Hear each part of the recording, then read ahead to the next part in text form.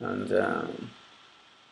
the walls look good, but they look too plain, and I think I'm going to make a frame to add something like to a small detail that is going to give some realism to the scene.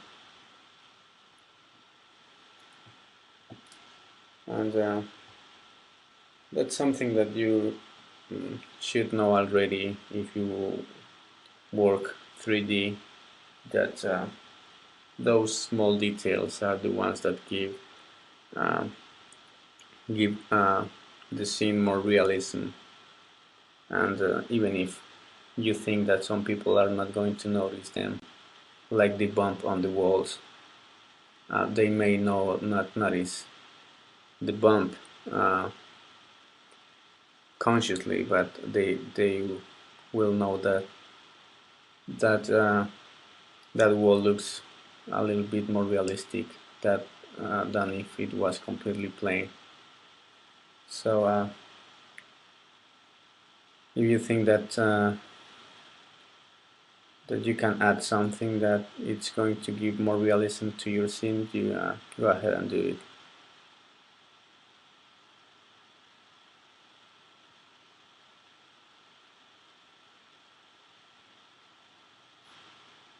Okay, so this is really basic modeling, and I just made the I just scaled this cube, made it editable, scaled it, and beveled one of the corners. And let's see how it looks.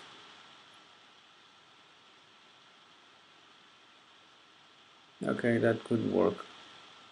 Right now doesn't look too good, but once we apply a texture, it's going to look better.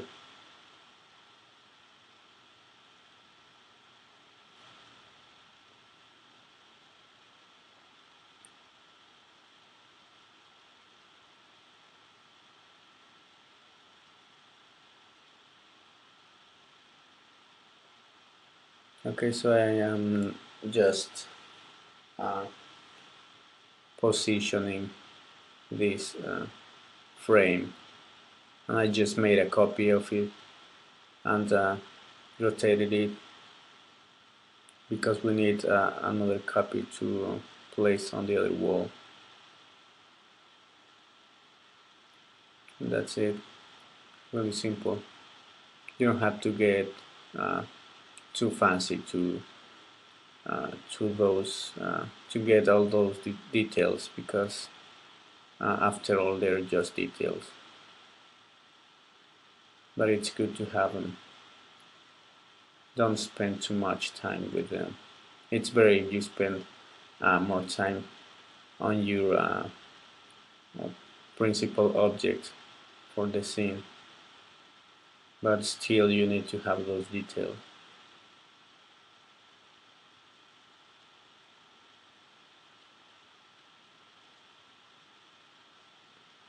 Okay, I'm gonna turn off the bump. I just made a copy of the material and turned off the bump, and I added a uh, new color, like a dark red color, because I want to have this kind of reddish wood. I'm going to um, change the mix mode to multiply, and so I can apply this texture to our frames.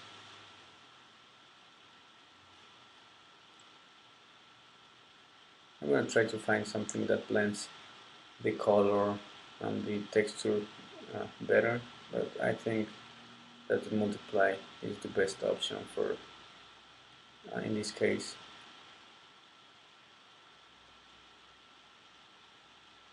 Okay, so I'm just gonna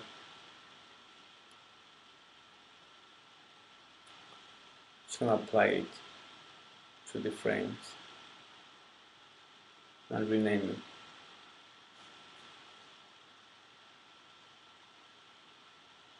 That's something that I would like to recommend you as well, that you name all of your objects or your textures, because uh, you sometimes leave a project and you think you're finished with it, but months later or weeks later you just go back to it, and if you don't have everything organized, you're gonna have a hard time uh, remembering, wow, what uh, what is everything in your scene, because it's going to be a mess, and you don't want that. You want to have everything organized, and whenever you come back to it, if you do, um, you're going to know exactly what you have. And that's something that I have said lots of times in this tutorial, but it's really important that you do it.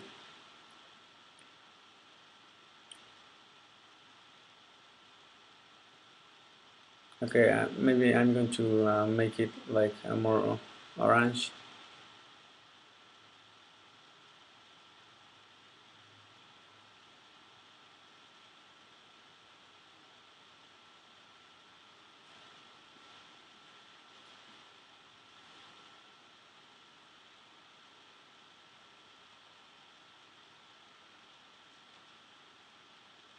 And I like it.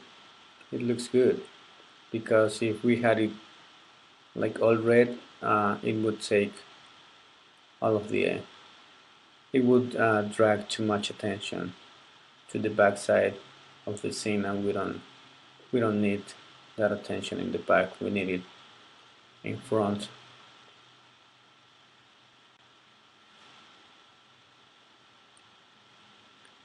Okay, so I just turned on the floor with the texture, and as we can see, I kind of messed up with the textures, because I changed the color for the floor instead of the copy that I made.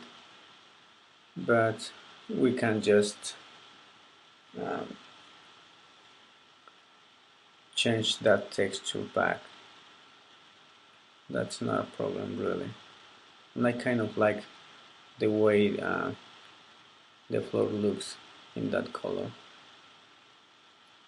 And that's something that I like also, that sometimes, most of the times, you learn from your mistakes, and sometimes you made a mistake, and then you realize that it looks even better than what you were trying to do. But in this case, I'm going to uh, keep the other floor that we had before, because this floor drags too much attention, the color drags too much attention, and we prefer to have that attention on the dumbbells.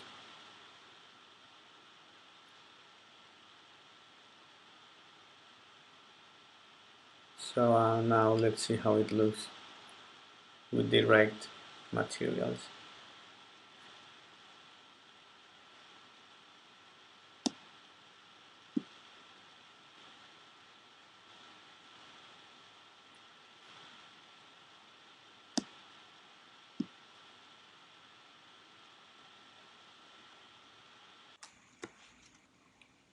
Okay, so again, about that red material for the handlebar protector.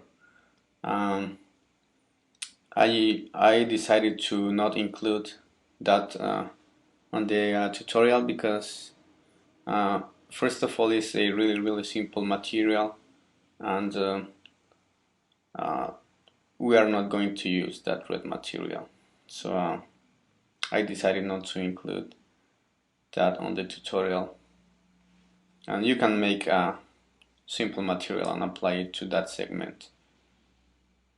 Okay, and I'm going to modify a little bit the material the floor material, the bump, so I can get some different reflections there.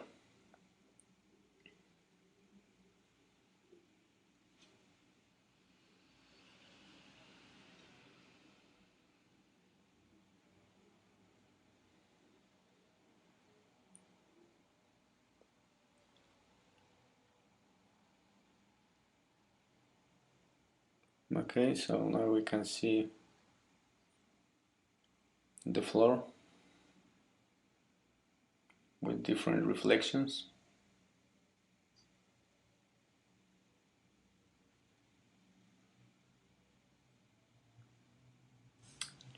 Okay, maybe I'm gonna leave it that way. And about that material up here, we are again. Let's just make a new V-Ray material and change the color to black or another color you like. I would recommend a dark color, and just apply it to the handlebar protector, and you can try with different settings for this material. It is just a simple material, and let's see how this one looks.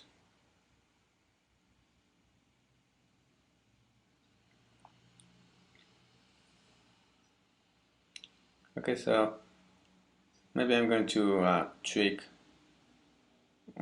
some things around a little bit more, but as I said, you can use any material.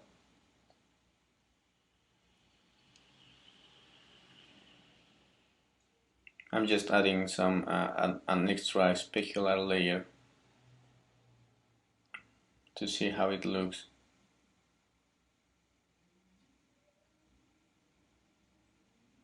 No, maybe not. I think I'm just gonna keep it the way it was before.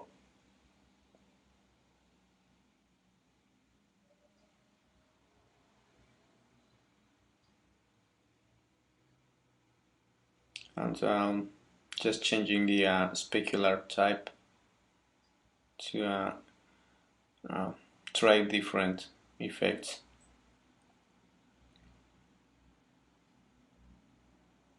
And making a preview render to see how it looks.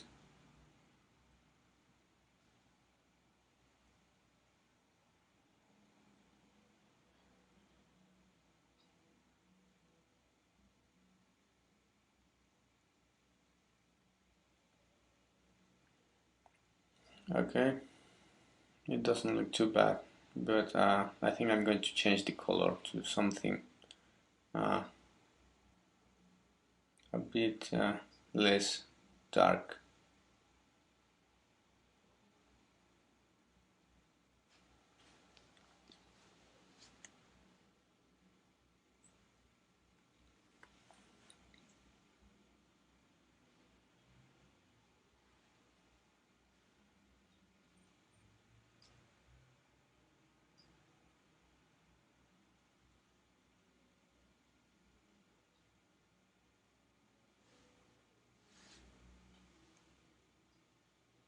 Okay, I don't really want to spend too much time with this material. I'm just gonna change the color again, and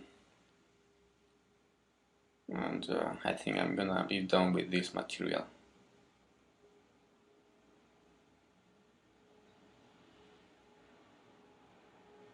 And now I'm going to apply this material to the other protector, even that we are not going to see that protector on this scene.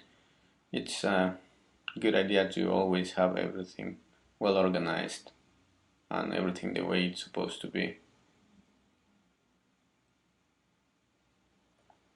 So just group those objects and rename that group to environment, so we don't have too many objects there. and I'm trying this new render because I'm just want to have a different angle, so I just made a copy of the camera that we had, and I renamed that camera to camera 2, and I'm just gonna try to find a good angle to shot this second uh, to get this second shot.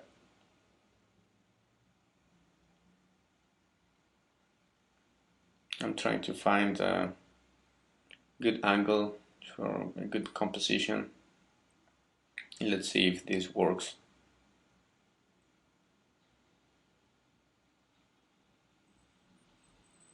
This one looks nice. It may work. You just have to let that render to finish so we can see better.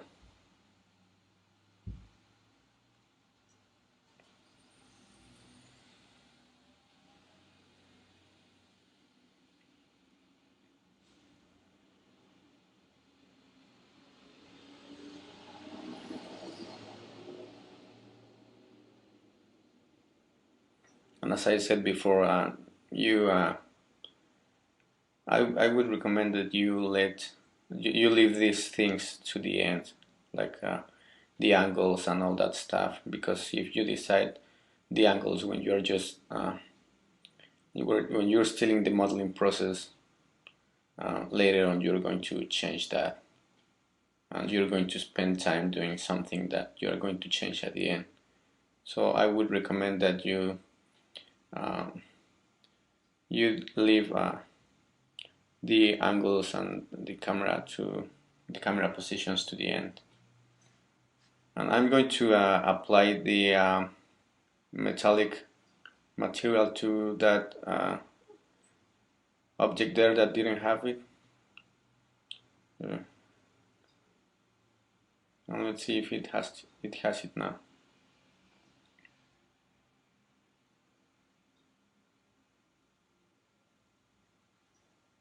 Okay, so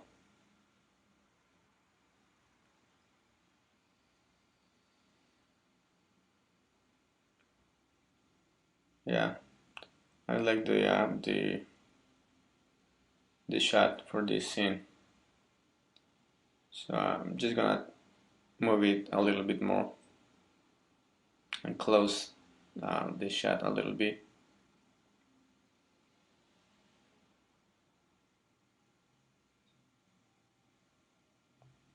I'm trying to not get the end of the wall on the shot, but at the same time getting a good balance on the scene.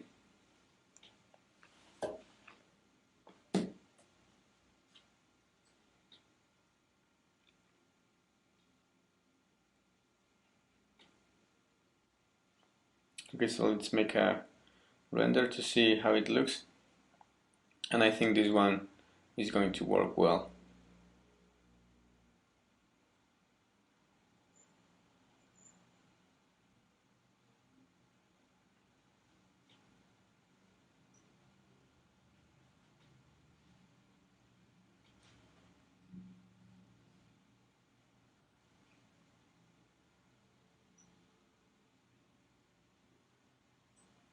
And for the third shot, I am going to use a different lens, and I'm going to show you how to get different different lenses within your V-Ray physical camera, which you can use to get some cool effects.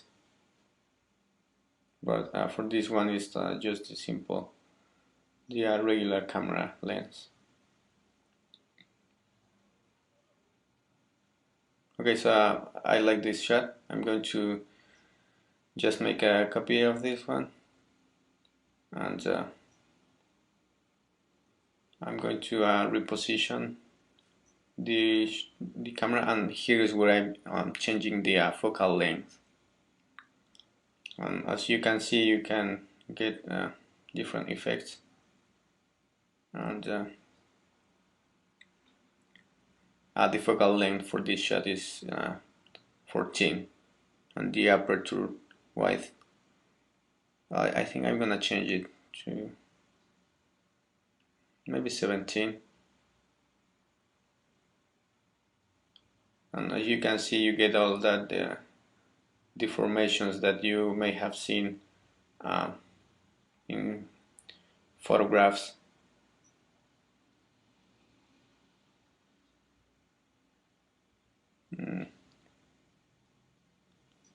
Just play around with these settings until you get the shot you're looking for. And I'm going to make a preview render to see how this shot looks.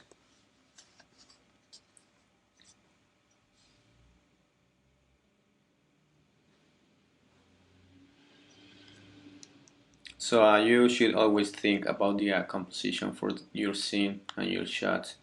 That's a good thing to be thinking about when you're positioning your camera.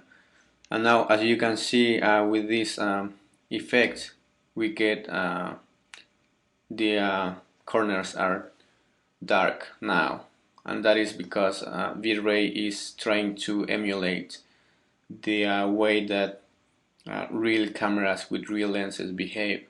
And when you have a lens like that in a camera, with a real camera like a Nikon or another camera, you will get that that effect of these dark areas on the sides, those vignettes. So we can modify that by going to the V-Ray camera tag, the V-Ray physical camera, and we are going to change the vignetting effect to 0, and that will make those dark areas disappear, and it's going to be a clean shot. And that's something you can do. That's something that you cannot do in the real world with real cameras and real lenses. So that's an advantage that V-Ray lets you to have, that you can eliminate those vignettes.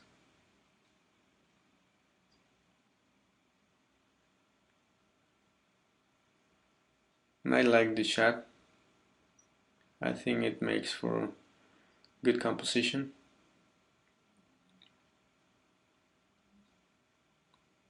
And I like the way that the walls and the roof making that triangle there, which is interesting for this shot. Makes it a bit more interesting. Okay, so to save our scene, we have to go to the render settings and to the output, and there we can define which sizes we want. We can select one of the predefined sizes, or we can type our own. For this one, I'm going to make a 1200 by 900. You don't need to make it that big. It's up to you. Okay, so now this render has finished, and the render is finished, and so we are going to save it. So we go to File and Save, and we have different options, and the ones that I recommend are the TIFF and also the PSD, because they preserve the layers. if you rendered with different layers. But for this tutorial I'm going to use only JPEG. And also you can change uh, the DPI, but for this tutorial I'm gonna keep it in 72. Okay, so it's gonna be JPEG at 72 dots per inch, and we can choose the quality. I'm gonna keep it to 100, and after that you just press OK and select where you want to save the file and the name, and that's it.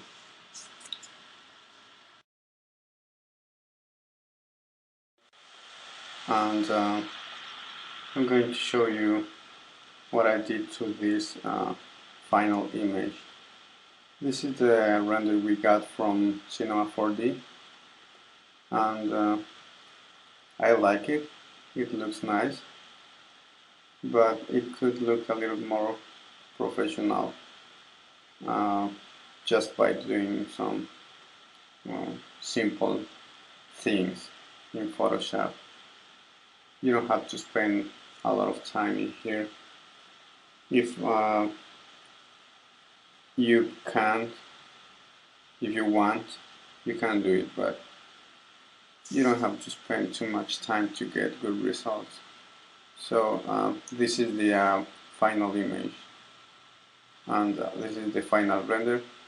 This is the way the render came out from Cinema 4D, and this is after Photoshop.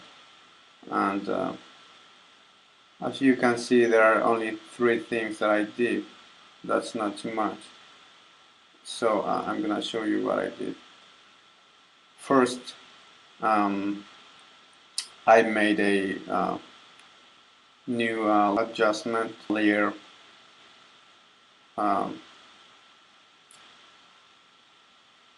for levels, and you get them from this bottom here.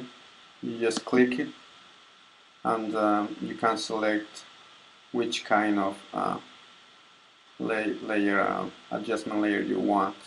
You have all of these options. So the one I chose was the levels, and after that I got some curves, and then a black and white. So I'm going to turn this on, and I'm going to open it with a double click. So the important thing here is that you do it with this layer, this kind of adjustment layers, because you can do it from the menus, but the difference is that you can still edit these changes or these layers after when you want. So for example, now if I want to open these labels, I just have to click twice here, and I still can edit these labels, as you can see. And the other great thing about these adjustment layers is that you can turn them on and off. And the other thing is that you get a layer mask, so you can select which areas you want to affect and which areas you want to leave. For example, the areas that are black in here are not being affected by this layer. So let's see how it looked.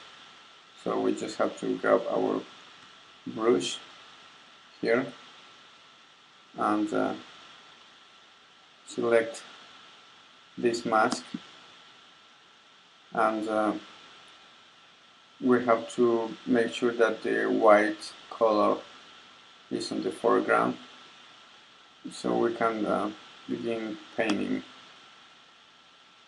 So this is the way that it was when I created these curves and after I modified them.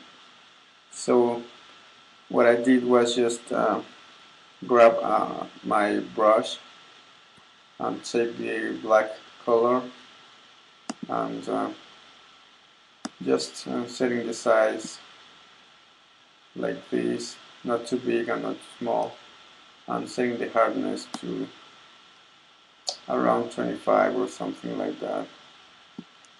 And I just began painting these areas, and as you can see, wherever I paint is not going to be affected by this layer, by this adjustment layer. So this area was too dark, so I wanted to bring the brightness to this area, so I just painted this area here, and it got back to the original color.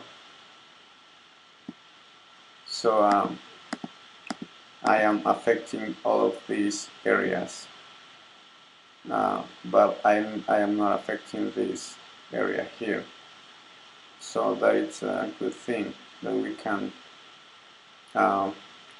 select which areas we can affect and which ones we don't want to affect. Okay, so after that I made a curves layer mask, and I mean adjustment layer, and that is just to bring some different colors to this render. I'm going to double click it, and I made just small adjustments to these curves. So I'm going to go to the red channel, and this is the curve that I did. As you can see, I didn't change too much, just enough to get different coloring. And this is the green color, and as well as I did before, not changing too much, just enough. And I did the same thing for the blue color. So as you can see, there are not too drastic changes, just a little bit here and a little bit there, but I like the way it looks. And then I made a black and white adjustment layer, and this is going to turn the black and white, the image to black and white.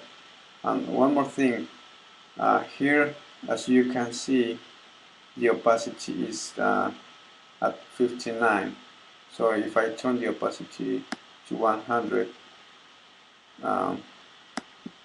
or I decrease it, it is going to affect more or less the image. So I'm just gonna take it back to 60, and this is the black and white adjustment layer, and I just left it like it was for default, but what I did was just painting the mask. So here we can see the mask.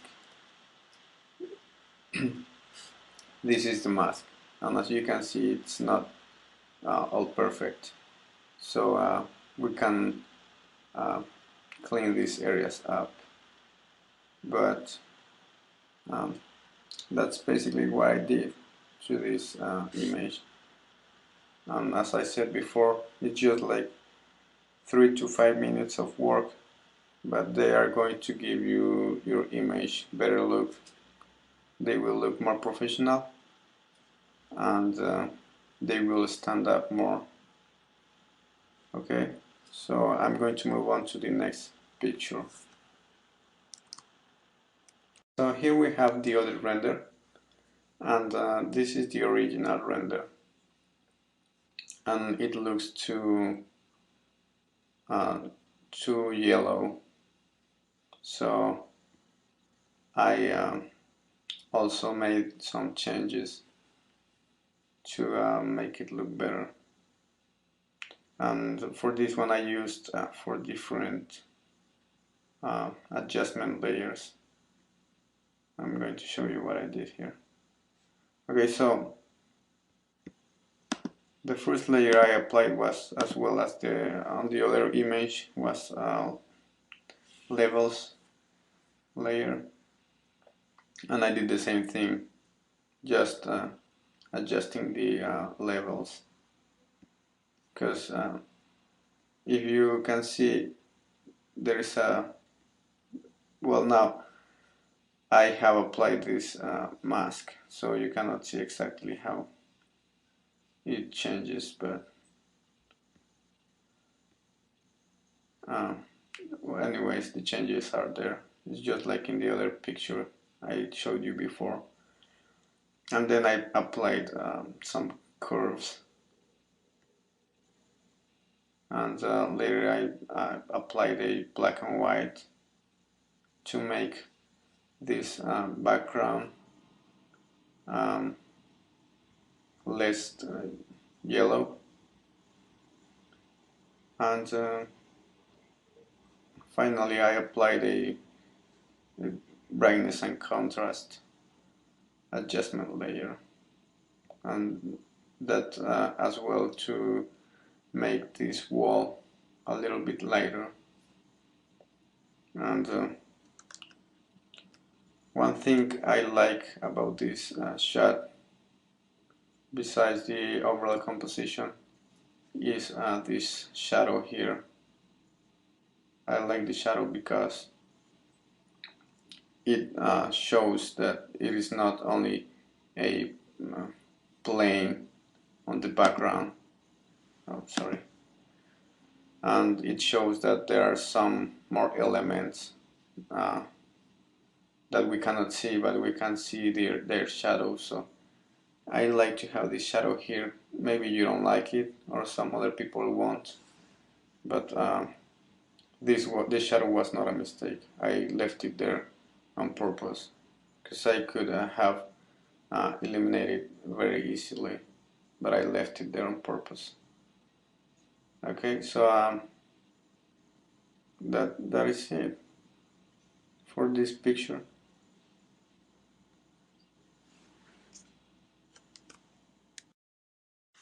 Okay, here is the other picture, the other render, and it's basically the same thing.